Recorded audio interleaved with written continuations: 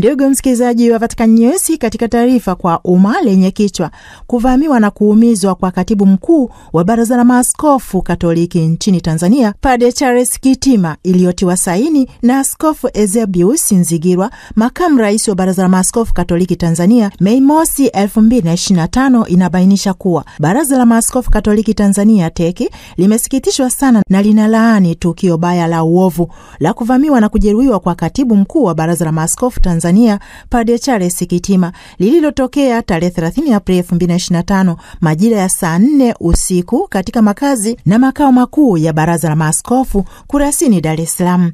Padre Kitima alipata majeraha makubwa na amelazwa katika hospitali ya Aga Khan jijini Dar es Salaam. Tunawashukuru wote waliomsindikiza na kumfikisha Padre Kitima hospitalini mapema na kwa madaktari na wauguzi wanaomhudumia mpaka sasa. Tunatoa wito kwa jeshi la polisi na vyombo vingine vya usalama kuchukua hatua za haraka za kuwabaini na kuwakamata wale wote waliohusika katika kupanga na kutekeleza uhalifu huu wa kinyama na kuwafikisha kwenye vyombo vya sheria. Baraza la Maaskofu Katoliki nchini Tanzania aidha linaongeza uchunguzi wa tukio hili ufanyike kwa haraka na taarifa zitolewe kwa uwazi na bila upotoshwaji wowote ili kurudisha imani na matumaini kwa watu wetu. Tunashukuru mpaka sasa kwa ushirikiano mzuri tunaoupata kutoka serikalini na kwa vyombo vyetu vya usalama. Pia tunawashukuru watu binafsi, taasisi za ndani na za kimataifa zinazoendelea kulaani na kutupa pole kwa tukio hili baya na la aibu kwa taifa letu. Tunaomba waamini na watu wenye mapenzi mema muendelee kumwombea neema ya uponyaji Padre Kitima na pia kuliombea taifa letu amani na umoja.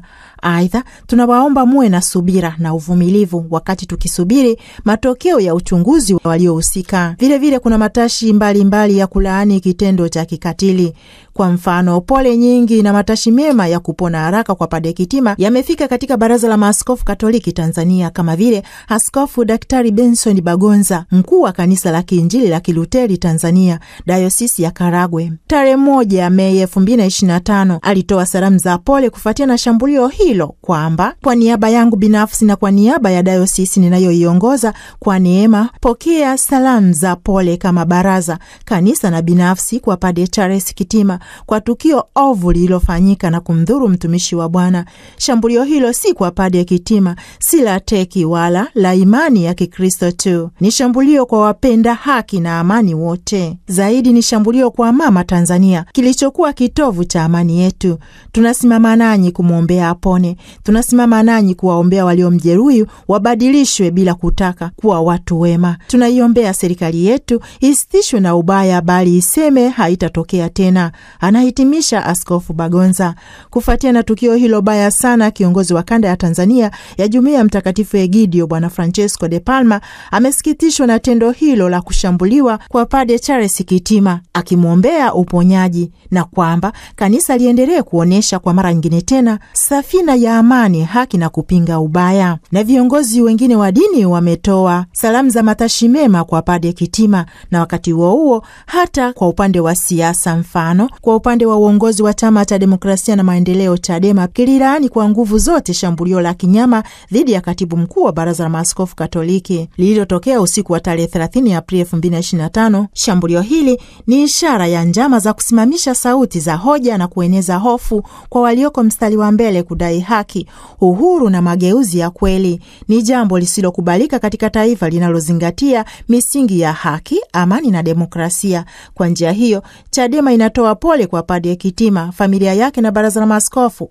kwa mshtuko na madhira yaliyotokea. Tunaungana nao katika kusisitiza haja ya kulinda misingi ya utu, usalama na uhuru wa kujieleza. Hata hivyo, jeshi la polisi tarehe mosi Mei 2025 lilisema kumshikilia mtu mmoja mkazi wa Kurasini kuhusiana na tukio hilo na kwamba mahojiano na uchunguzi zaidi unaendelea ili kuchukua hatua kali na haraka dhidi ya waliohusika. Na kwa niaba ya watangazaji wenzangu wa idhaa ya Kiingereza na idhaa ya Kiswahili ya Radio Vatican, kwa pamoja tunaungana kumwombea mpendwa wetu Padre Charles Kitima ili aweze kupona haraka na kurudi katika utume wake kama kawaida.